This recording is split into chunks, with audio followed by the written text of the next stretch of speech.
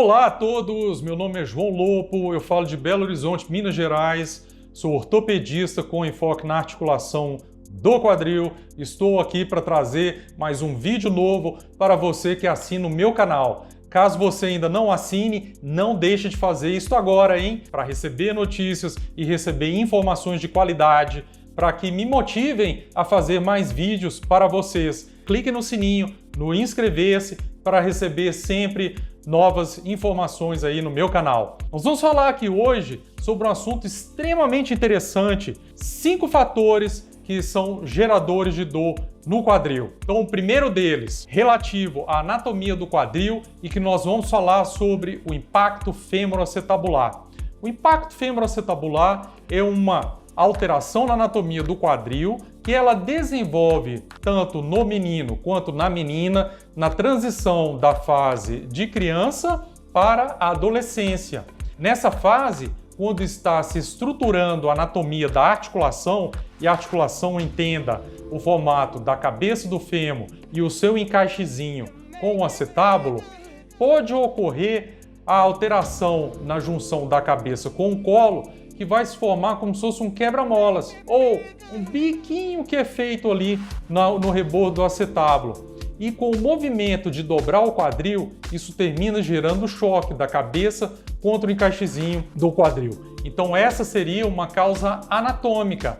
E caso a pessoa ela desenvolva sintomas que seria dor na região do quadril, na linha da articulação, ela tem que buscar a avaliação médica e tratamento. Existe tratamento. E aí a gente fala sobre preservação, sobre manter a viabilidade e a saúde daquela articulação, para não deixar que ela se deteriore, para não deixar que ela se desgaste com o tempo, que no futuro vai levar a consequências, como a necessidade até de uma cirurgia de prótese de quadril, ok?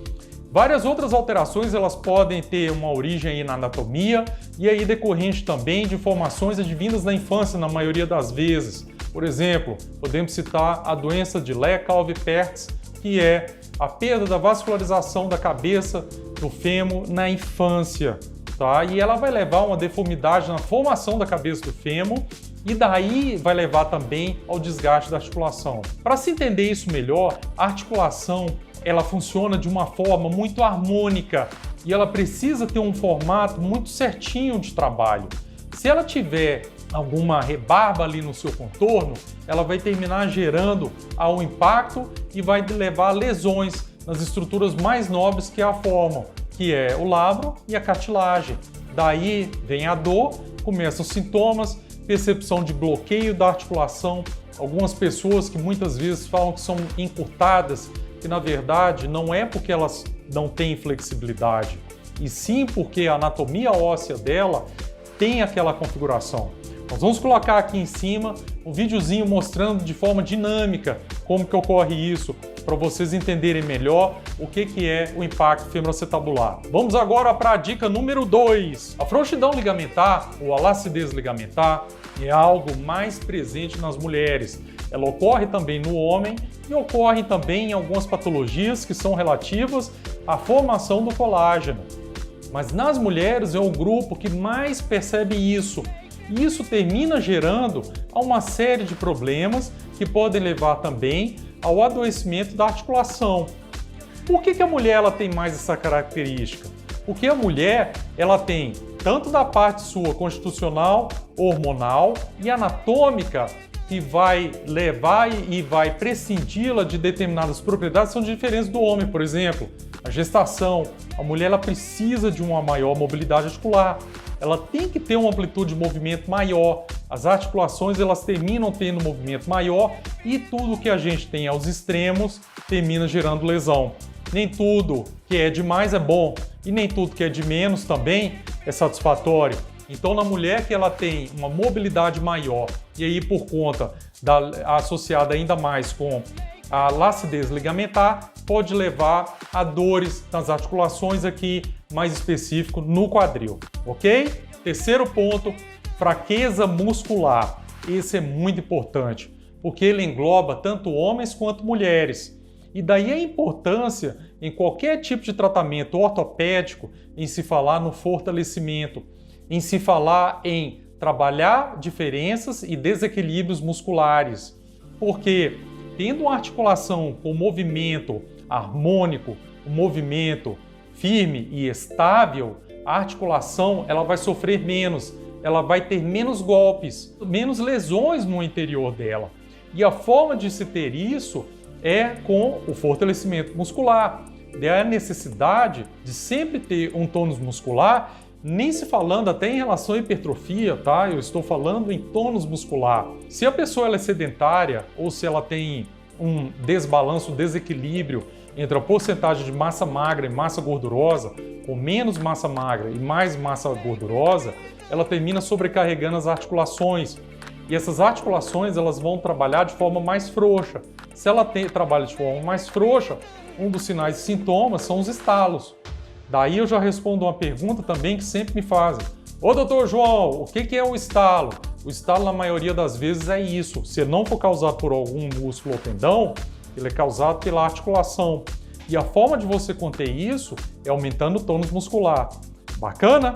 Vamos falar agora sobre o quarto ponto que vai repercutir nas dores no quadril. Acreditem, mas o hábito intestinal ele está relacionado também com a piora das dores no quadril. E aí, quem tem um intestino mais preso, mais constipado, vai entender perfeitamente o que eu estou falando. Quando você tem um intestino mais preso ou mais ressecado, termina que você desenvolve mais dores nas articulações do quadril e também você percebe que quando você tem aquele alívio intestinal, essas dores elas melhoram e você se sente mais disposto também. E por que isso, doutor João?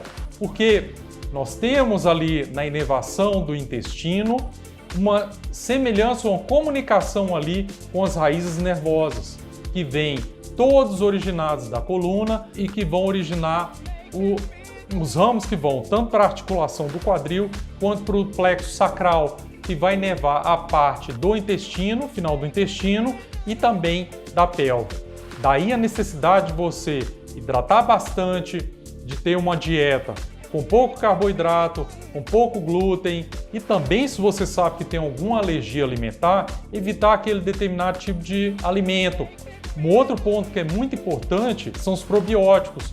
Os probióticos eles ajudam bastante na flora intestinal e tendo um funcionamento intestinal melhor, você vai melhorar também em relação às dores na articulação do quadril. Quinto ponto, agora nós vamos falar sobre um dado também que talvez as mulheres já tenham observado e que não sabem ali ao certo se isso é verdade, que é em relação ao ciclo menstrual. E aqui vai a sua resposta, tem tudo a ver.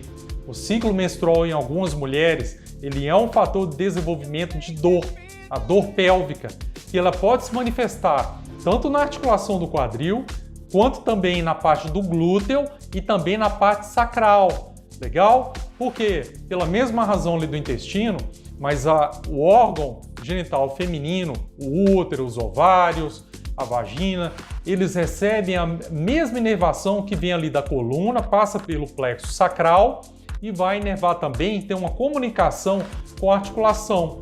Daí algumas mulheres que têm problemas como a dismenorreia, que é alteração no fluxo menstrual, ou para mais ou para menos, na maioria para mais, a endometriose, que é a implantação de células do tecido do endométrio na cavidade pélvica, ela vai ter cólica aumentada e daí ela vai ter dor também maior na articulação do quadril.